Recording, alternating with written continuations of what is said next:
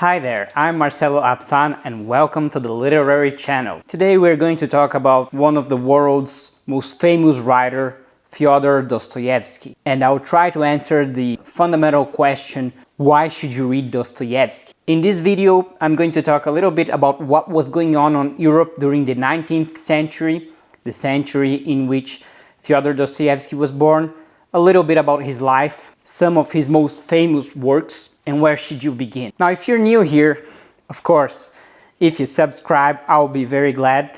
And you might be wondering, Marcelo, what kind of editions are these? Also, is that Portuguese on your shelves? Yes, guys, I'm from Brazil. I'm recording this video right now from São Paulo, Brazil. Maybe you have guessed by my accent. Do I have an accent? Please write on the comments below. I'm actually a veteran YouTuber, but actually a newbie in this English-speaking section. I already have a literary channel, but it's a Portuguese-speaking one. Yes, we don't speak Brazilian, we speak Brazilian Portuguese. Close enough, right? So enough of me. I'll make a video presenting myself properly to you guys so you can get to know me a little better. But today we're going to talk about Dostoyevsky, and I'm a pretty straightforward guy, so let's just go straight to the point. So let's first understand what was going on in Europe during the 19th century. 19th century was a century of major transformations, right? The Enlightenment movement, the Industrial Revolution, the social movements. Karl Marx's manifesto was published in 1848, and at the same time, Europe was going through a lot of political unrest. And this was largely due to the Enlightenment movement, because what was exactly the Enlightenment movement? The Enlightenment movement was a break, let's say, from the status quo. What was the status quo? The status quo was the church said, this is it, 2 + 2 = 5. That's it, no questions asked. And suddenly, the main focus is evidence, reason, right? It was the birth of science, let's say the scientific thought. And when you start questioning everything, then problems may arise, especially due to the status quo, not only the church's status quo, but the nobility, right? The 1%, the people at the top. Suddenly people were asking themselves, what's so different about a peasant and an aristocrat, right? A nobleman, right? What's the main difference? They're both Homo sapiens, right? I don't know if they had the term already, but they're both human beings. What's the main difference? The main difference is that this one was born from rich parents and this one was born from peasant parents, right? So that's the difference. And when you begin questioning everything, then you are actually risking demolishing everything like a card's castle. I don't know how they say this in English, pardon me, but you get the point. Europe was going through this period of major transformations, of major political unrest, and Russia, for centuries, lived under the tsarist regime, a very brutal and autocratic regime. You had no rights of questioning anything, but the nihilistic movement gained a lot of force in Russia during the 19th century. And it was basically the Enlightenment movement, but let's say much more radical, right? Because the nihilism is really about questioning everything and understanding that everything is relative, including moral values, God. So naturally, it was strongly associated with the anarchist and the socialist movements. And needless to say that the Tsar, as a major repressing force, strongly opposed these movements. And where does Dostoyevsky fit in? Well, Dostoyevsky was actually a part of one of these circles.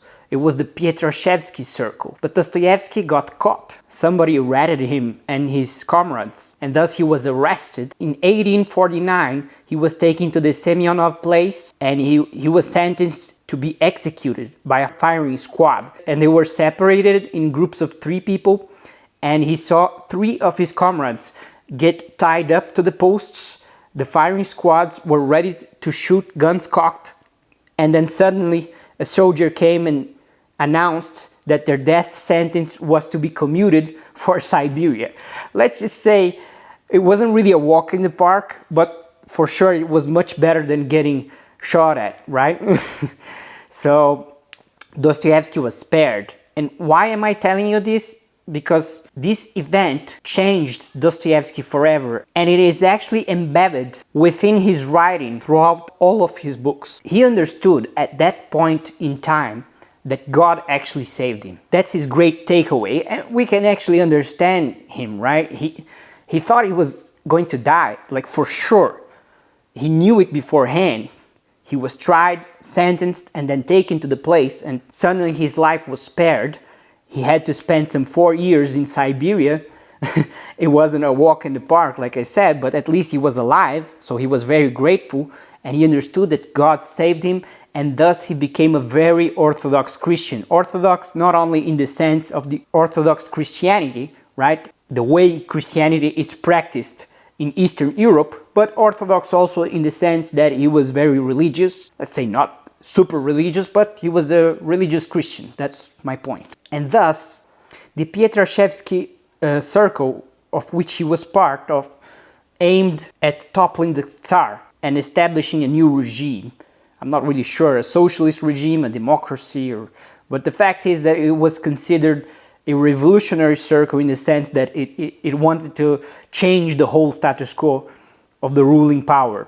So that's why they were all sentenced for execution, but he was spared. So let's move on. The interesting thing is that Dostoevsky was never really an anarchist or a socialist. We have no way of ascertaining his political identity, right? But we can actually guess from his writings that he would probably be in favor of either a constitutional monarchy or a more conservative democracy or something like that. We may never know, because once he almost got killed, he probably thought twice about what was he going to write in his books, right? Because there was strong censorship, and not only censorship, but he could actually go back to the firing squad once again should he write something very revolutionary, right? So we may never fully know what his political identity was, but the fact is that the fact that he actually became very Christian is a sign that he would probably be a person leaning more towards the right in the political spectrum. And also, by being a Christian, one of his points is going to be to try and put nihilism on the corner, right? He's going to attack nihilism all throughout his books. One of Dostoevsky's main points as an existentialist writer, and who is always going to argue in favor of the existence of God and absolute moral values, are exactly that you need to believe in God and to have absolute moral values to be a good person. In fact, this is one of Jordan Peterson's main points. Yes, I watch him often, and his point of contention with the atheists, like Sam Harris, for example, is exactly that Jordan Peterson is going with Dostoevsky in that you need to believe in God and that there is such a thing as absolute moral values, while Sam Harris, for instance, representing the atheists, he's going to say that moral values are indeed subjective, and okay, that's it. But we can't sit down and discuss what would be the ideal moral values. Surely, since it's subjective, there is no one right answer, but as human beings, we can discuss and evolve through that. And as I've mentioned, that Dostoevsky was nearly executed probably 3 times already, and you are already tired of me talking about this, but the fact is that all throughout his work he's going to go back to this theme. Particularly, he's going to cite Victor Hugo's work, Diary of a Convicted Man, or something like that. Pardon me, because I have the Portuguese edition here. It translates roughly to Diary of a Man Convicted of a Death Sentence or something like that, because that's exactly what happened to him, right? All throughout his work, we're going to see characters that are going to make the comparison, like a man on the death row, waiting to be executed, and then suddenly he's spared, he's saved, and what's going on his mind. This is something really mind-blowing that Dostoevsky, he can very personally relate to, right? He lived that. It's amazing to think about that. But Dostoevsky is not only about going to the death row, okay? It's much more than that. The characters of Dostoevsky are very, very well developed. And how are they well developed? He uses a very simple mechanism, dialogue, yes. All throughout Dostoevsky's work, you're going to read hundreds of pages of dialogues between the characters, and this is really the best way to introduce a character and to get us to know them, right? If I'm going to tell you that a certain character is very angry, why don't I just show you how angry he is, how easily he can lose his temper, right? So Dostoyevsky uses a lot of dialogue, and that at times can make the pace a little slow, but at the same time you're creating more intimacy with the characters. A problem with modern literature is that the characters come and go way too fast, and you have not developed intimacy with them, so how exactly are you supposed to feel sorry if he gets killed anywhere, right? You haven't had the chance to know him, right? But Dostoevsky gives you plenty of chances to know all the characters, and they are all very complex, right? They are all like caricatures, right? They're exaggerated a little bit. Yes, they are kind of like overly dramatic. They're deeply disturbed, and he's going to go deep into the psyche of each of his characters. Sigmund Freud was a very big fan of Dostoevsky. He read all his work, and in fact, The Brothers Karamazov is one of Freud's favorite work. And here you see the Brazilian edition. You're probably not going to find this edition in the US, and it's actually my favorite publishing house. It's called Editora 34. It's like Publishing House 34. The reason I like them very much is because they have lots of footnotes which give you plenty of historical context. But I've read some editions of the Russians from Barnes and Nobles. I highly recommend them. They also have a lot of footnotes, which I think it's very important if you want to, understand what's going on. Because at times, let's say there was a crime scene, something horrible happened, and you think it's just a part of the story, and of course it is. But on the footnotes, down there on the page, you're going to see that it actually happened at a given year, given time, and they're going to give you the context. Or sometimes the writers are referring to real people. The characters are sometimes faces, portraits of real people, and you have no clue of who the writer is talking about. On Dostoevsky's work, Demons, for instance, Turgenev appears, but not as Turgenev, but actually as a very vain and callous writer called Karmazinov. And it's just so funny to think about it, that he was actually mocking Turgenev. I mean, I love Turgenev, but it's funny to think that they had this, I don't know, they had something one against each other. I'll make a video about that. There are actually reasons for that, but the fun fact is that he paints Turgenev as a very narcissistic writer. It's just so funny.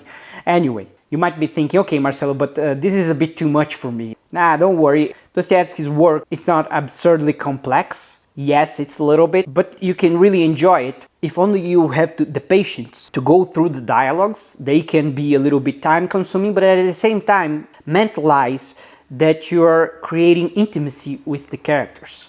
So, if you're not ready to, read, we say in Portuguese, a calhamaço, which is like a very large tome, you might as well just start with the double. Again, this is a Brazilian edition. I don't have many English books on the shelves here, but I do have a few. I plan to make some book reviews on them, but let's talk about Dostoevsky for now. We have the double here. It's not a very big book. It's one of his first novella to be published, and it's the best word to define it is weird. Yes. Here we have this gentleman called Yakov Goliadkin, and he's almost schizophrenic.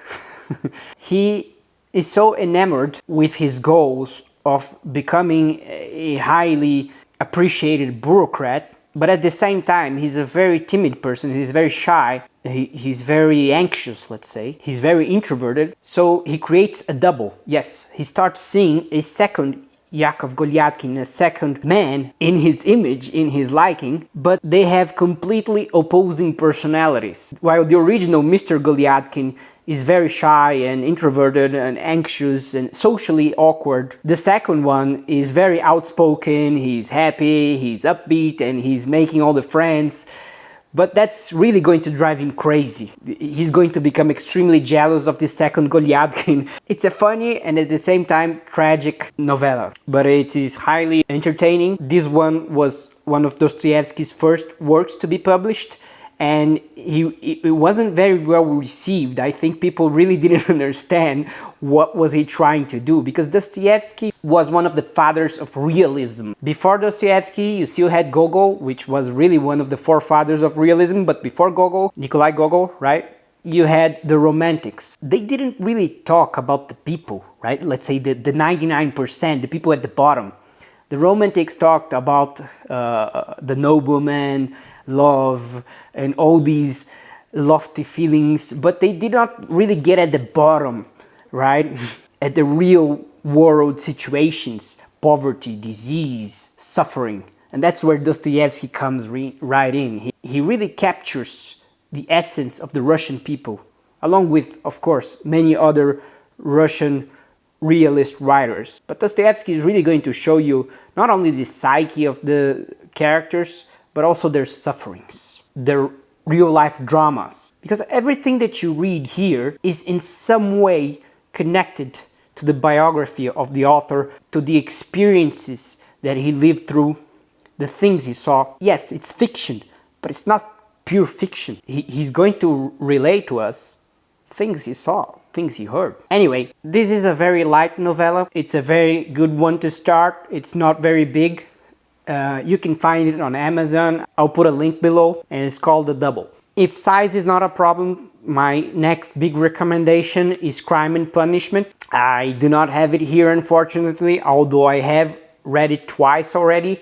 I don't have it here because I gave it on a raffle, a book giveaway on my Brazilian Portuguese channel to one of my subscribers. So no Crime and Punishment here, but I can talk you through it. I'm just gonna go over like 2 minutes about it so you can get a glimpse of what Crime and Punishment is. It's really, in my opinion, one of the best Dostoevsky's works. And in Crime and Punishment, we're going to look through the lens of Raskolnikov, a law student, a very poor one, and who seems to be suffering mentally quite a lot. And he's at the bar, and he's hearing his neighbors talk about this pawnbroker, an old woman, and she's very stingy, everything you can imagine. And these guys are just saying, you know what, if she just went away, it would be better for the world. We could just get her wealth and redistribute it like Robin Hood, but a little bit more violent than Robin Hood. And Raskolnikov hears that, and he thinks to himself, you know what, that would actually be a very good plan. And he starts to think about it, that throughout history, you have Napoleon, you have Julius Caesar, you have many personalities which committed many crimes, and yet nobody accuses them of being criminals. Why? Because they are special people. They were given special rights since they are so intelligent, so above the mediocre average human being. They are perhaps an Übermensch. In fact, Nietzsche actually thought that Napoleon or Caesar were examples of Übermensch. Very interesting to think about that. So they have special rights to do anything they want. And he does that. Now you might think, Marcelo, you have just ruined the book for me. Well, let me tell you that happens in the very first pages. And then you might wonder, okay, he kills the pawnbroker, so what's next? Well, the next thing is that he realizes that he's actually a human being and he has a conscience, believe it or not. So this is not actually a psychological novel, this is actually a psychiatric novel, in the sense that Raskolnikov is going to be so distressed about the crime that he has committed, he's going to get physically sick. He's going to develop a fever, chills, tremors, delusions of persecution. He's really going to get schizophrenic again. And he's suffering so badly, his conscience is torturing him, and nobody knows what's going on because he tells no one, of course, his best friend, his mother, his sister. So all the time we're inside his head and suffering with him. And Dostoevsky really manages to do something incredible. We actually feel pity for Raskolnikov. Yes, he humanizes the murderer, even though he's a conservative. So that's the interesting thing. That alone already makes for a very innovative reading. But Crime and Punishment is much more about Raskolnikov. We see Katerina Ivanovna, a very ill woman. She has tuberculosis. She has a husband, which is an alcoholic, who drinks the family's money. So it's dramas everywhere. Real life suffering and stuff like that. That might seem a little depressing, yes, in a sense it is. But Raskolnikov's story is also about redemption. Dostoevsky is not like negative all the time. But you know what? I still have to talk about the brothers Karamazov. I still have to talk about demons. The Idiot, and maybe other works. Since I've already talked a lot, I think I'm gonna make a part 2 video. If you have enjoyed this very first video of the channel, please subscribe for more. This is a new project. I already have a YouTube channel here, which is thankfully growing. So I'm not really sure how the upload schedule around here is going to be. I think it largely depends on your reception.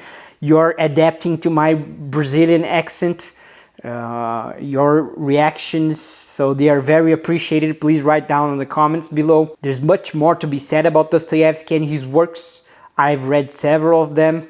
I haven't read everything Dostoyevsky has written, but I've read a lot, and I've read several other classics, other Russian classics, French classics, English, you name it. Since I consider myself a fluent English speaker, I have created this English speaking channel. Let's see where it leads us, right? So thank you guys. I hope you have enjoyed it, and we'll see each other around, hopefully.